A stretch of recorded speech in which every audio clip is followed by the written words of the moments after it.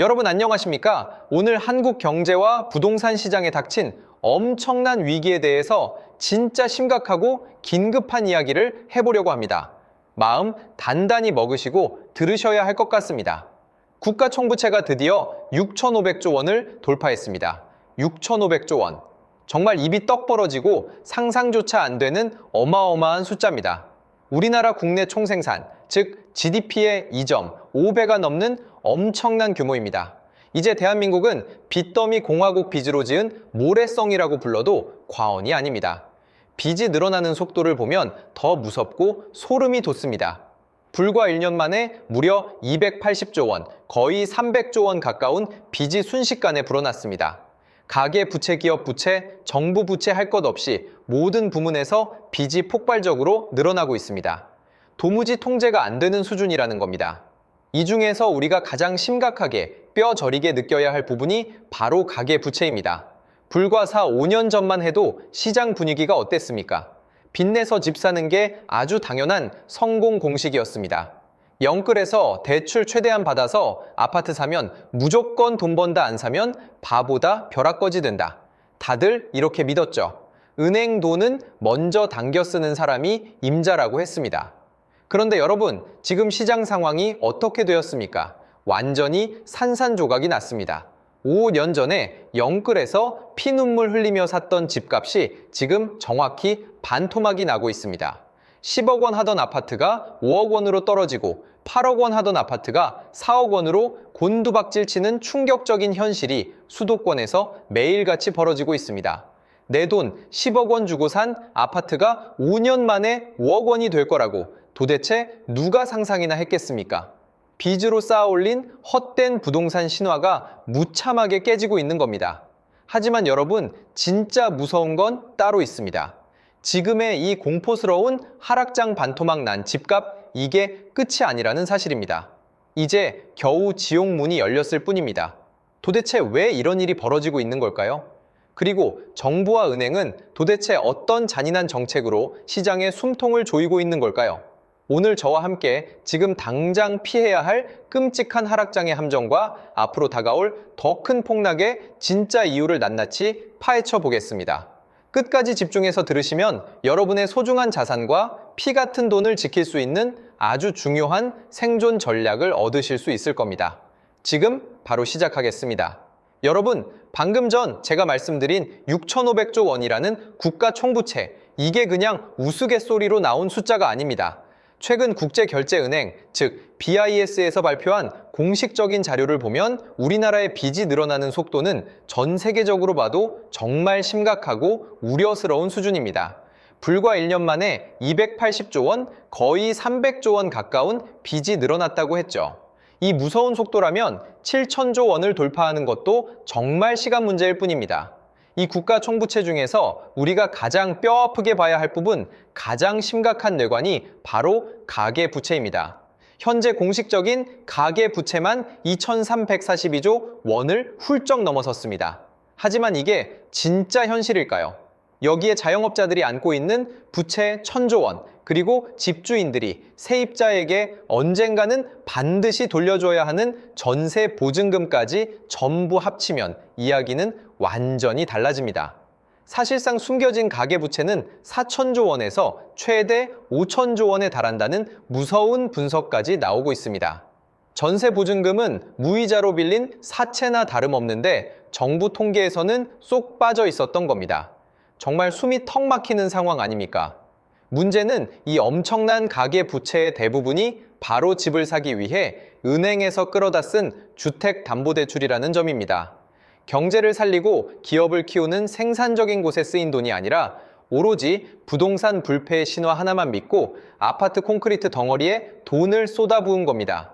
집값 상승에만 미친 듯이 베팅한 빚이라는 거죠.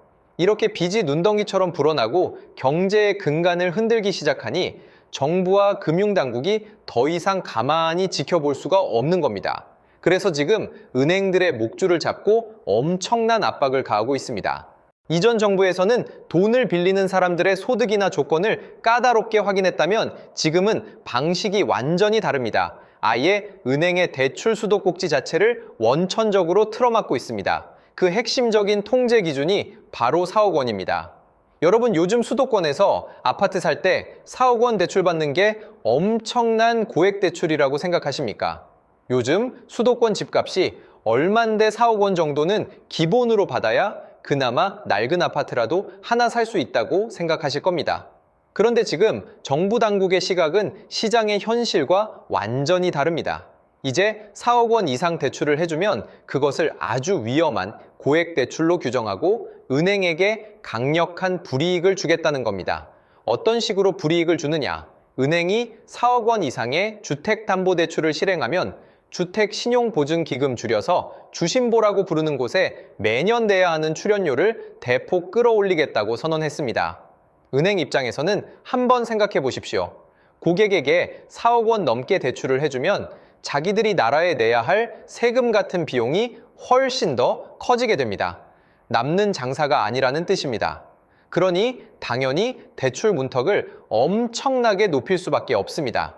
대출 심사를 아주 깐깐하게 하고 웬만하면 4억 원 밑으로 대출 금액을 억지로 깎으려고 들 겁니다. 고객이 4억 원을 원해도 3억 원까지만 됩니다. 혹은 당행 규정상 2억 원까지만 가능합니다. 은행 창구에서 매일같이 이런 실랑이가 벌어진다는 겁니다. 결국 이것은 빚을 내서 집을 사려는 사람들의 돈줄을 완전히 말려버리겠다는 정부의 강력한 의지이자 시장을 향한 경고장입니다. 이러면 대출을 껴야만 살 수 있는 15억 원 이하의 수도권 아파트들이 가장 먼저 가장 크게 직격탄을 맞게 됩니다. 돈을 구하지 못하니 집을 살 수가 없고 시장에 집을 살 사람이 없으니 집값은 더 깊은 수렁으로 떨어질 수밖에 없습니다. 완벽한 악순환의 고리가 지금 우리 눈앞에서 만들어지고 있는 겁니다. BIS, 즉 국제결제은행도 바로 이 점을 강력하게 경고하고 있는 것입니다. 한국의 빚 규모 자체도 문제지만 금리가 오르고 대출이 막혔을 때 시장이 스스로 버틸 수 있는 체력이 전혀 없다는 겁니다. 은행의 문턱은 하루가 다르게 높아지고 돈 구하기는 하늘의 별 따기가 되었습니다. 이런 숨막히는 정책과 꽉 막힌 금융 환경 속에서 과연 부동산 시장이 버틸 수 있을까요? 절대 불가능합니다. 이것이 바로 지금 시장이 꽁꽁 얼어붙고 집값이 도미노처럼 무너지고 있는 가장 치명적인 배경입니다. 자, 그럼 지금부터는 뜬구름 잡는 이론적인 이야기가 아니라 실제 부동산 시장에서 어떤 끔찍한 일들이 벌어지고 있는지 구체적인 지역과 아파트 단지 이름, 그리고 정확한 숫자를 하나하나 짚어가며 팩트 폭격을 해드리겠습니다. 여러분, 정말 심호흡 한번 크게 하시고 들으셔야 합니다. 지금 수도권 외곽에서 벌어지고 있는 일들은 그야말로 대학살 수준입니다. 흔히들 집값이 떨어진다고 하면 25억 원, 30억 원 하는 초고가 아파트들 강남이나 서초에 있는 비싼 집들만 조금 빠지는 거 아니냐, 이렇게 생각하시는 분들이 많습니다. 하지만 천만의 말씀입니다. 지금 가장 끔찍하게 피를 흘리며 폭락하고 있는 곳은 바로 경기도와 인천 일대 15억 원 이하 중산층 아파트들입니다. 정부가 4억 원 이상 대출을 고액 대출로 묶어버리면서 이 직격탄을 서민과 중산층이 고스란히 맞고 있는 겁니다. 남들 다 돈 버는데 나만 뒤처지는 것 같아서 무리하게 대출을 끌어다 쓴 대가가 이렇게 잔혹하게 돌아올 줄은 꿈에도 몰랐을 겁니다. 가장 먼저 수도권 폭락의 상징이 되어버린 곳 경기도 시흥시 백옷 신도시부터 보겠습니다. 이곳에 있는 중흥 S클래스 34 평형 아파트 정말 기가 막힙니다. 한때 반도체 호재다 뭐다 해서 사람들이 구름대처럼 몰려들었고 최고가 8억 7,500만 원까지 무섭게 치솟았던 곳입니다. 그런데 지금 얼마에 거래되고 있는지 아십니까? 놀라지 마십시오. 4억 6천만 원입니다. 8억 7,500만 원 하던 집이 4억 6천만 원이 되었습니다. 무려 마이너스 48%, 거의 절반이 허공으로 날아간 완벽한 반토막입니다. 내 돈 4억 원이 불과 몇 년 만에 휴지 조각이 된 겁니다. 평택은 또 어떻습니까? 삼성 반도체 공장 들어온다, GTX-C 노선 연장된다, 온갖 화려한 호재가 쏟아지면서 천정부지로 집값이 뛰었던 동네입니다. 그런데 평택 센트럴 자이3 단지 34 평형 아파트를 보면 5년 전에 최고 7억 원까지 갔던 집입니다. 다들 10억 원 간다고 믿고 영끌해서 샀겠죠. 그런데 지금 정확히 3억 4천만 원의 거래가 찍혔습니다. 51% 폭락입니다.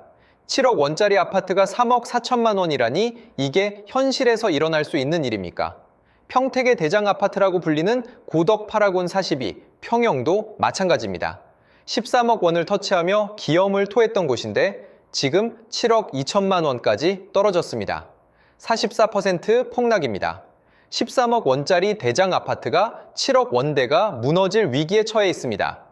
여기에 GTX 노선 개통이라는 초대형 호재를 맞이한 파주 운정 신도시는 상황이 다를 거라고 생각하시겠지만 이곳의 현실은 더 잔혹합니다. GTX만 뚫리면 서울 강남까지 20분이면 간다며 온 동네가 축제 분위기였죠. 그런데 집값은 거꾸로 곤두박질을 치고 있습니다. 파주 운정, 신도시 운정, 벽산 블루밍 34 평형을 보면 최고가 6억 5천만 원에서 지금 3억 2,500만 원으로 정확하게 50% 마이너스 50% 반토막이 났습니다. 6억 5천만 원 주고 산 아파트가 3억 2,500만 원이 되었습니다. 파주 야당동 한빛마을 5단지 캐슬앤 칸타빌 33 평형 역시 최고 8억 원에서 지금 4억 8천만 원으로 주저앉았습니다. GTX A 노선 개통식 샴페인을 터트린 지가 엊그제인데 집주인들은 매일 밤 피눈물을 흘리고 있습니다. 이런 끔찍한 폭락 사례는 한두 곳이 아닙니다. 수도권 전역에 전염병처럼 번지고 있습니다. 김포구의 메트로타워 32평형 8억 1천만 원에서 4억 8천만 원으로 폭락했습니다. 화성 동탄 레이크 빌반도 유보라 아이파크 36평형 8억 7,800만 원에서 5억 원으로 떨어지며 43%가 날아갔습니다. 용인 수지 죽전 아이파크 23평형은 7억 9,500만 원에서 4억 7천만 원으로 추락했습니다. 심지어 경기 남부권의 핵심인 군포 산본 레미안 하이어스 54평형은 15억 5천만 원 하던 것이 9억 3천만 원까지 폭락하며 40%가 넘는 어마어마한 하락을 기록했습니다. 15억 원 하던 집이 9억 원이 되었습니다. 6억 원이 허공으로 완전히 증발해버린 겁니다. 여러분 도대체 왜 이런 일이 벌어지고 있을까요? 호재가 넘쳐나던 지역들이 왜 이렇게 처참하게 무너지고 있는 걸까요? 그 이유는 바로 빚으로 지은 모래성이었기 때문입니다. 앞서 말씀드린 꽉 막힌 대출 규제와 더불어 지금 집주인들의 숨통을 완전히 끊어놓고 있는 가장 무서운 적이 바로 살인적인 고금리 이자 폭탄입니다. 지금 시중은행들 주택담보대출금리가 어느 정도인지 정확히 알고 계십니까? 변동금리 기준으로 대형 은행들은 이미 6.84%를 기록하고 있습니다. 7% 턱 밑까지 올라왔습니다.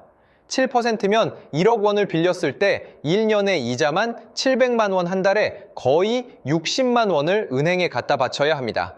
만약 5억 원을 빌렸다면 이자만 한 달에 300만 원입니다. 원금 상환은 빼고 순수하게 허공에 날리는 이자만 300만 원이라는 뜻입니다. 평범한 직장인 월급이 고스란히 은행 이자로 빠져나가는 겁니다.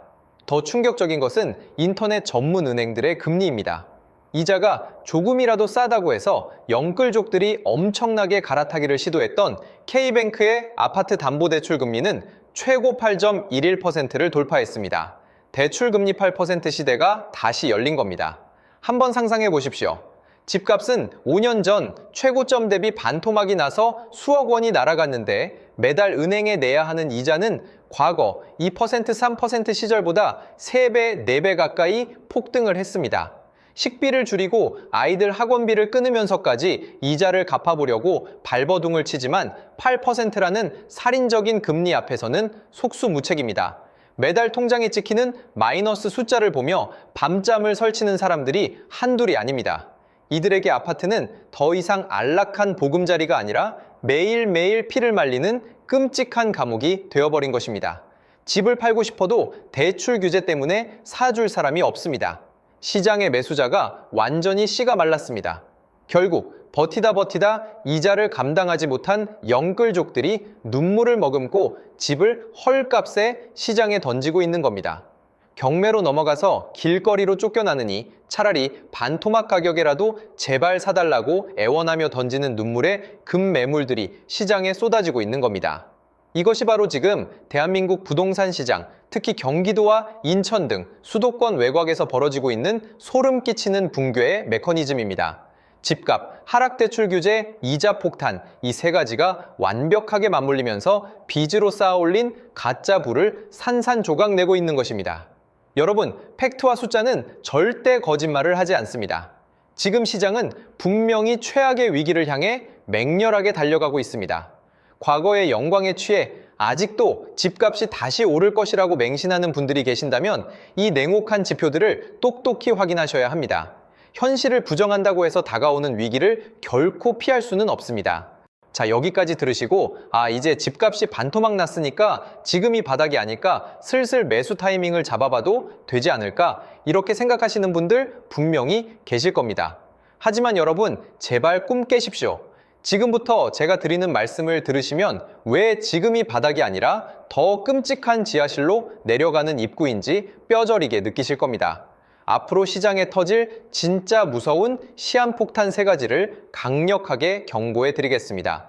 첫 번째 시한폭탄은 바로 사업자 대출 전면 회수와 금융권 영구 퇴출이라는 무시무시한 철퇴입니다. 여러분, 예전에 대출 규제가 심할 때 꼼수로 썼던 방법 기억하십니까? 개인주택담보대출이 꽉 막히니까 사업자 등록을 내고 사업 자금 명목으로 돈을 빌려서 그 돈으로 아파트를 쇼핑하듯 샀던 갭투자들 정말 많았습니다. 그런데 지금 정부가 단단히 칼을 빼들었습니다. 그냥 칼이 아니라 썩은 환부를 도려내는 망나니의 칼춤을 추고 있습니다. 어제는 국세청이 나서서 사업장까지 탈탈 털겠다고 선전포고를 하더니 오늘은 금융감독원이 직접 전면에 나섰습니다.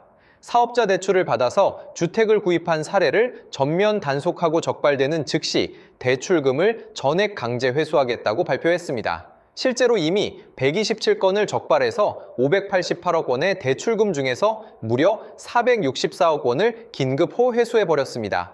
하루아침에 수억 원 많게는 수십억 원을 당장 토해내야 하는 겁니다. 당장 갚을 현금이 어디 있겠습니까? 그런데 진짜 공포는 돈을 토해내는 걸로 끝나지 않는다는 겁니다. 한국신용정보원 시스템을 즉각 가동해서 대출 용도 외 유용이 적발되면 은행보험사 상호, 금융여신, 전문 캐피탈 카드사, 저축은행까지 대한민국에 존재하는 5대 금융업권 전체에 이 사람의 블랙리스트 정보가 실시간으로 공유가 됩니다.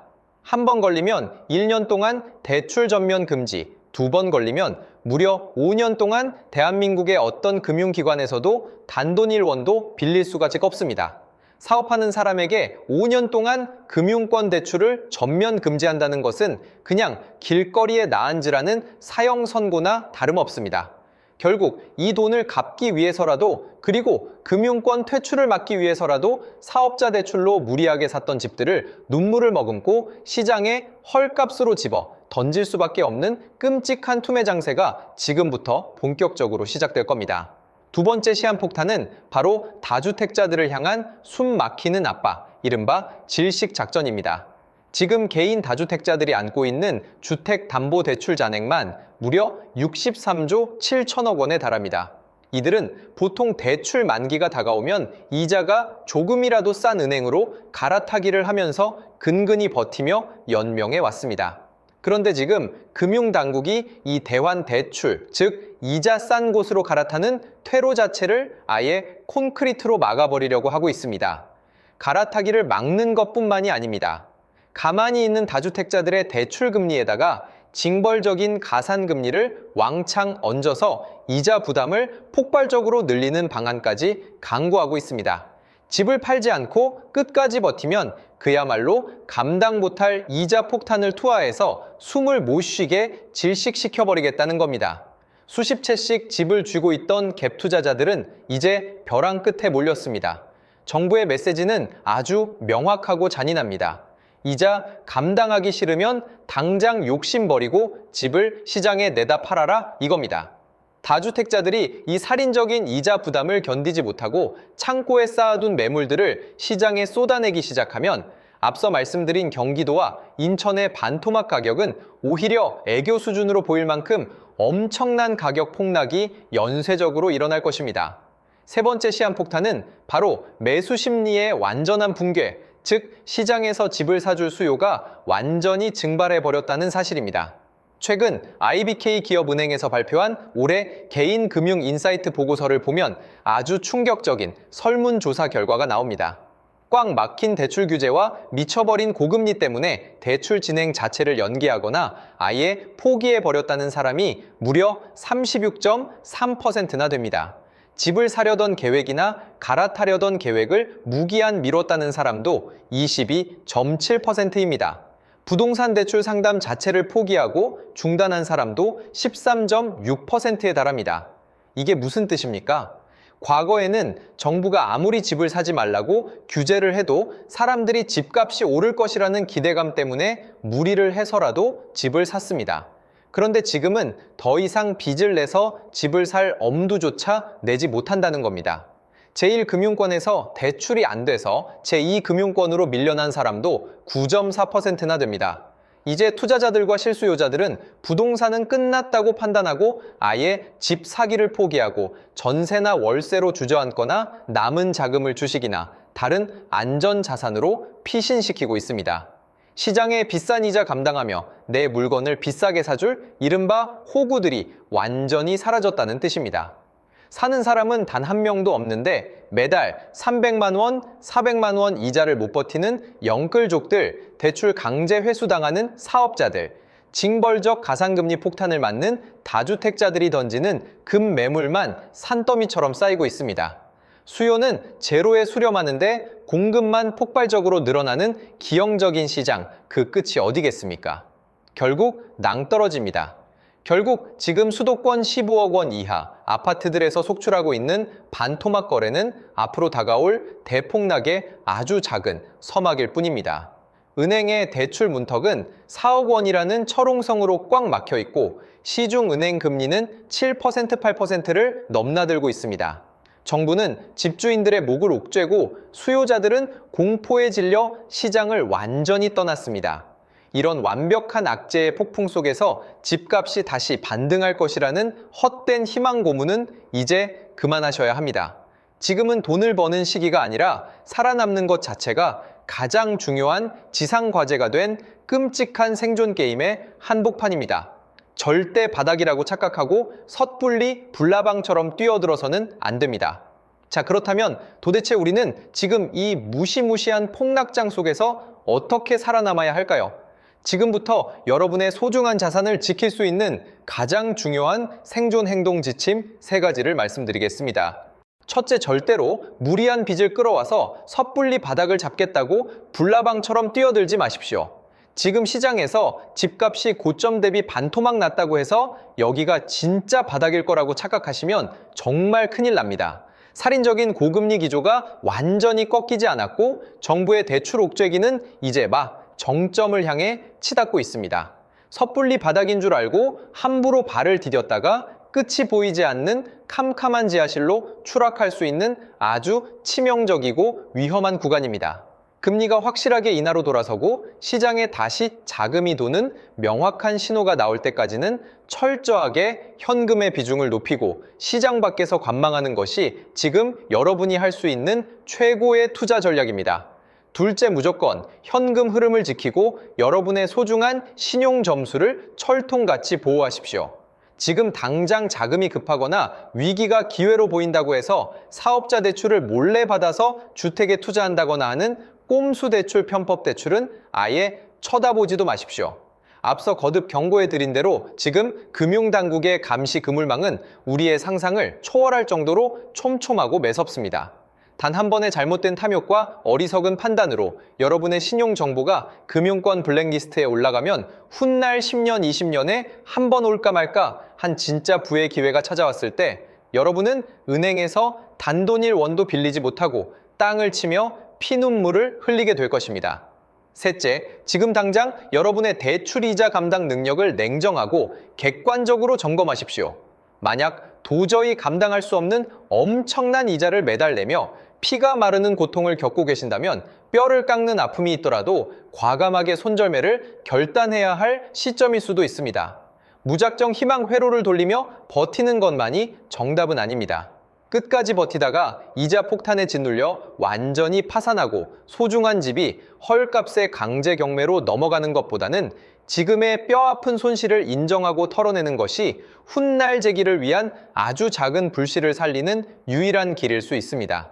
마지막으로 반드시 기억하셔야 할 당부의 말씀을 드립니다. 오늘 제가 이 영상에서 분석해드린 모든 내용은 한국 경제의 거시적인 통계 지표와 BIS 보고서, 그리고 실제 부동산 시장의 실거래 데이터를 바탕으로 분석한 객관적인 참고 자료입니다.